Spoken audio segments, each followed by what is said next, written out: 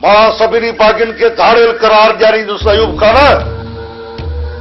ऐं उहा ज़बान वॾे छॾींदुसि जेका असांजे ख़िलाफ़ आवाज़ उथारींदी। उहो कंद कपियल हूंदो जेको असांजे साम्हूं न झुकंदो। कुछ भी थे वरियल खान, पर को भी माण्हू रोडन ते निकरण जी कोशिश न करे, न त असांजा ठहियल कम भी टही पवंदा। बाबा साईं, छो था ठरे रखी रखे फूका जो ये न थे किते मुड़सण में लाभारो पजी नी। बाबा साईं, मुड़स डप न आहे न, वरी ॼमंदा। और जी अॻी मुंहिंजे हवा ते ज़हर ॼावला वरी वाप करण खां मुड़ी नथो। वरियल खान हथ खे रोक, हथ खे रोक। न या बात काराई कपियल हूंदी। सरकश सिंध जो पुट सरकश चओ। हिन धरतीअ जो वारिस सरकश चओ। यादि रखो, ही पहाड़ी तव्हांजे रत जूं प्यासियूं आहिनि। प्यासा त असां आहियूं, तव्हांजी रत जा। सर्वे सिंध जी रत जा ढुक भरींदो त मरी वेंदो अयूब खान। असांजी रत में तव्हां ज़हर मिलाए छॾियो आहे। निकिरी वञो था, निकिरी वञो। वरियल ग़रीब चवाए थो सिंधी थी सिंध जो सौदागर न थी। न त हिन पाक धरतीअ जो कसम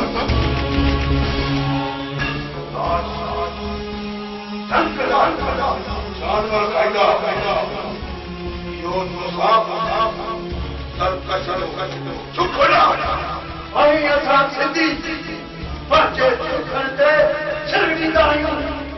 इहो न विसारंदा।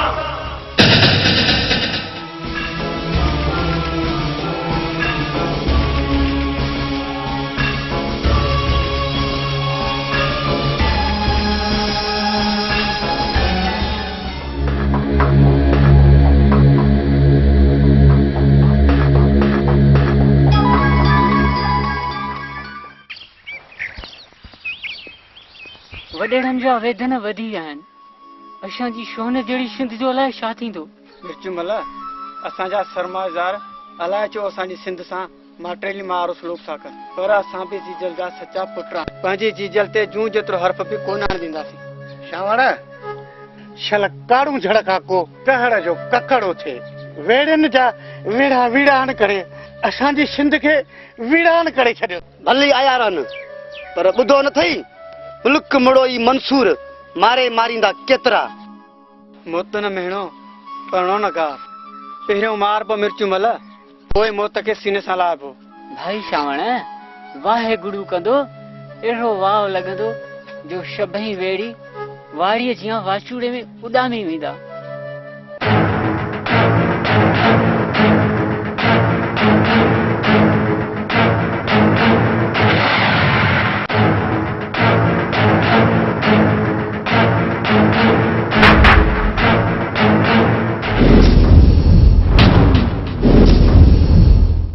हलो वरियल खान ऐं विंझार खान तव्हांजी दावत जली आहे। दावत ले हलो त बदज़ोकनि जी बखंड बणाए छॾियां।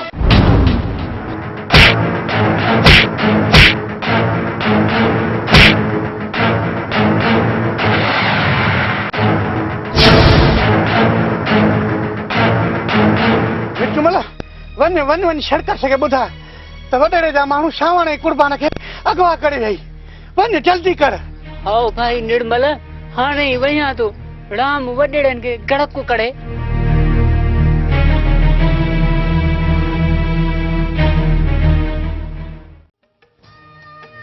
बख्तावर, तुंहिंजा ये लुड़क किथे मुंहिंजे पेरनि जी ज़ंजीरनि थी पवनि।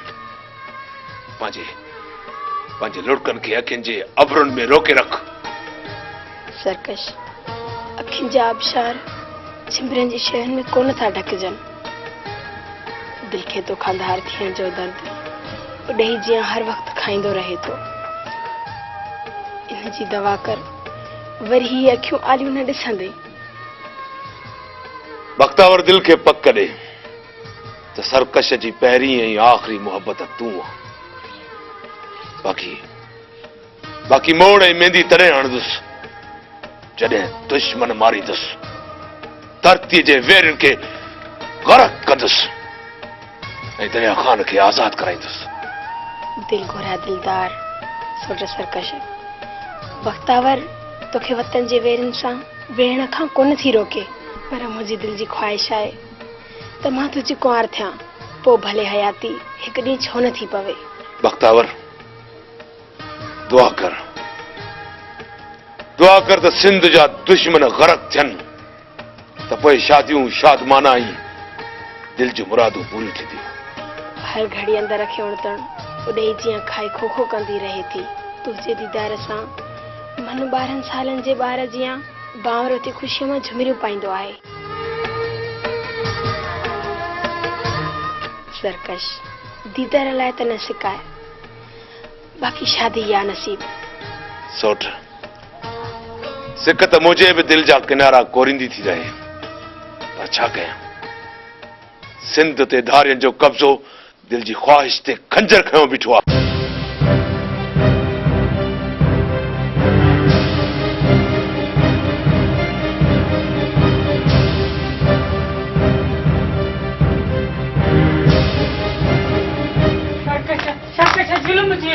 छा थियो काका मिर्ची मल?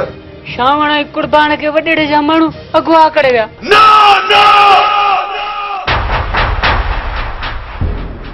वन सरकश वेरनि जूं वाछूं चीरे बाबा ऐं कुर्बान खे वठी अच।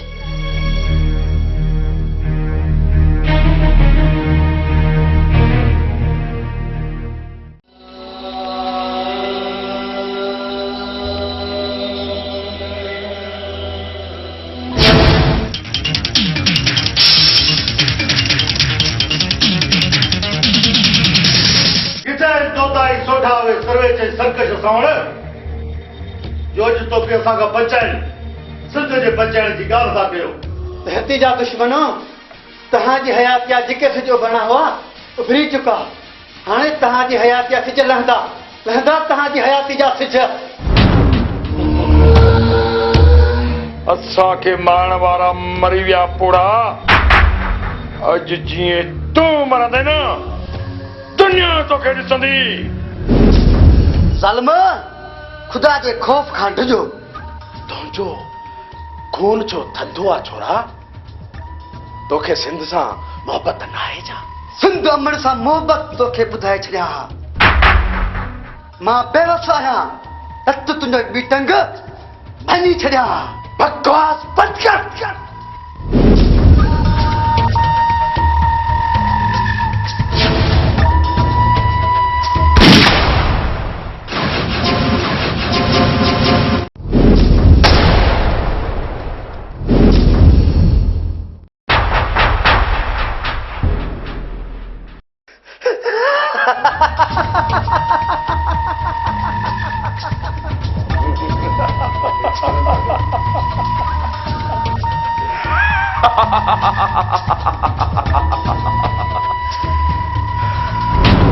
वॾा के भाड़िया आयो, भाड़िया दुश्मन नौजवान जे लाश ते खिलो था। बुढ़ा ॾिस न कुत्ते जो मौत, बाक़ी तुंहिंजे धाड़ियलनि जो बि मौत ईअं थींदो असांजे हथां।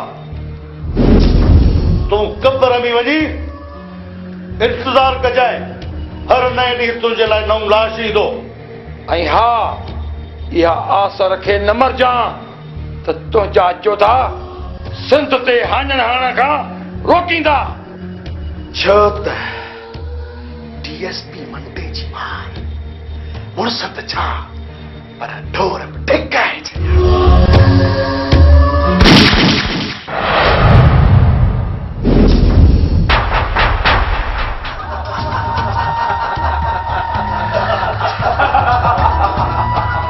हलिया हुया सिंध आज़ाद करण, डीएसपी चढ़ा रखा न ख़बर पइजी वञ न त घणे बि हिसो आहे।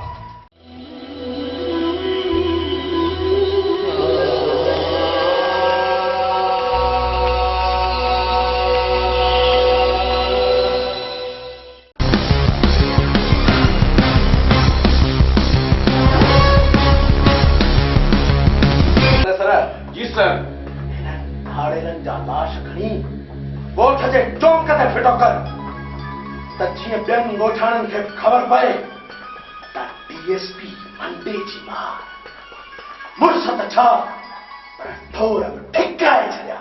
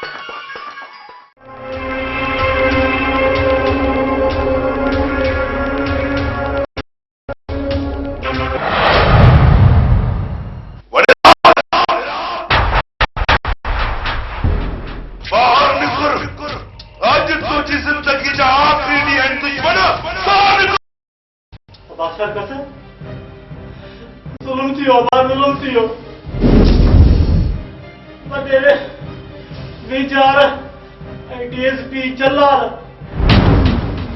वॾेरे बरियल खान कुर्बान इंसान खे मारे छॾियो।